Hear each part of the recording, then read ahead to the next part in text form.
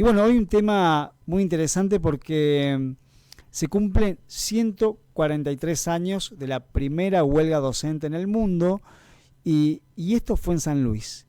Nos va a contar en detalle el profesor Carlos Rojas, que está en línea, lo vamos a saludar. ¿Qué tal, Carlos? ¿Cómo estás? Te saluda Matías Aldívar.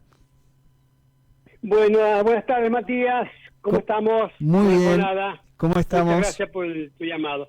Bien, muy bien, adiós, gracias, muy bien. Bueno, ayer me mandaste un artículo muy interesante que escribiste y tiene que ver con esta primera huelga o marcha docente en San Luis, y está registrada como la primera marcha en el mundo, ¿se puede decir de esta manera? Sí, mira, hace un par de años, esta parte de más o menos del año, cuando se cumplió el bicentenario, sí. Hice un trabajo de investigación,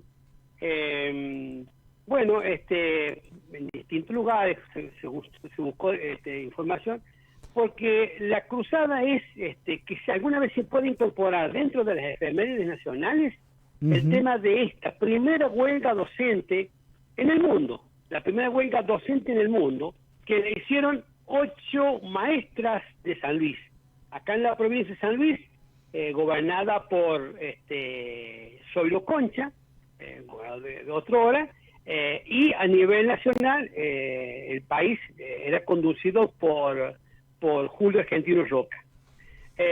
Bueno, un poco lo que nosotros ponemos y lo analizamos y lo seguimos analizando es el contexto. Imaginémonos 143 años el rol de la mujer, de pararse firme ante la injusticia, porque en realidad eran trabajadoras que, bueno, dictaban clases, formaban a los pibes en aquella lucha contra el analfabetismo. No es la escuela que hoy vemos, no, se luchaba contra el alfabetismo, contra la barbarie, contra un montón de imponderables. Bueno, y estas maestras, estas 8 maestras, bueno, cobraban, y lógicamente que tenían que cobrar un salario establecido, que en ese entonces lo pagaban los gobiernos nacionales, ¿no? Bueno, y acumularon una deuda de 8 meses, pero a su vez con un agregado, es decir, le hacían firmar el recibo por una determinada cantidad de pesos y en realidad le daban otras. Y en lugar de pesos le daban bonos o vales para que los cambiaran en determinados negocios de la época, ¿no? Realmente muy llamativo, ¿no? Tomaron el coraje y pararon las actividades el día 20 de agosto del año 1881. Eso le costó una reprimenda tan bestial, tan dura, que la cesantearon con con la causal de ser irrespetuosas. O sea, reclamar en ese entonces era signo de ser irrespetuoso. O sea, pensemos, yo siempre, cuando analizamos estos temas, siempre me gusta ponerlo en contexto, ¿no? 8 mujeres reclamando una injusticia realmente. Bueno, claro. Después, y en esas épocas la cabeza de la protesta fue Enriqueta Lucio Lucero. Enriqueta Lucio Lucero es la hija mayor de Lucio Lucero, que fue el segundo gobernador de la provincia de San Luis, allá 1857, 58, 60.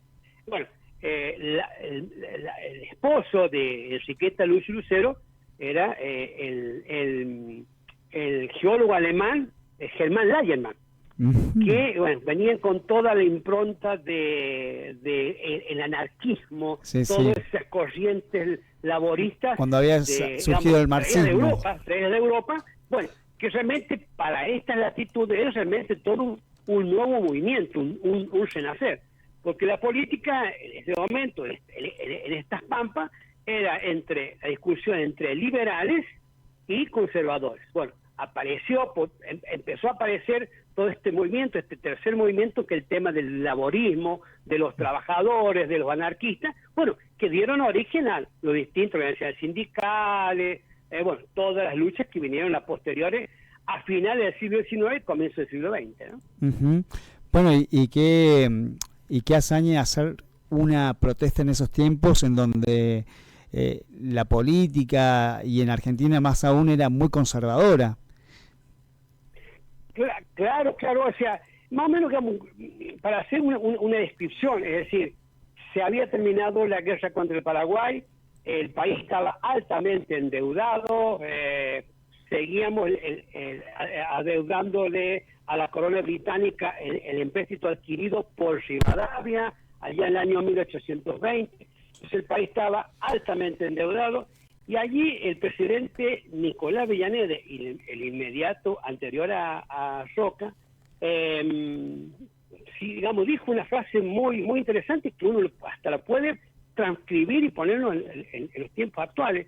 Él dijo que 2 millones, o sea, 2 millones de argentinos, en ese entonces, 2 millones, hoy hablamos de 40 millones, 2 millones de argentinos, con su hambre y con su sed, harán toda la economía necesaria para hacer frente al impostergable compromiso de pagar la deuda con el mundo del capital, con el mundo de los mercados. Es decir, ya estamos hablando de 140 y pico de años que también ya teníamos, ya hablamos de un país endeudado, de un gobierno que hacía los ajustes. Es más, ya Nicolás Avellaneda ha hecho un ajuste de casi 6.000 empleos públicos.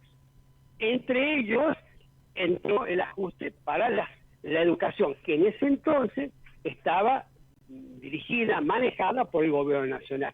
Y en el año 1880 asume Roca, Julio Argentino Roca, y le explota la bomba social a Roca, y bueno, y ahí pasa lo que pasa, ¿no? Bueno, después vino toda una movida, la generación del 80, todo lo que más o menos se ha venido estudiando y se ha venido investigando fundamentalmente a partir del bicentenario, digamos, del centenario, con la Semana Trágica, la Patagonia Severa, todo lo que significaban los reclamos de los obreros y todo lo que implicaba en ese momento, ¿no? Pero pensemos que fueron 8 mujeres que pusieron el cuerpo, que pusieron el arma para plantar una bandera, que es el tema de justicia.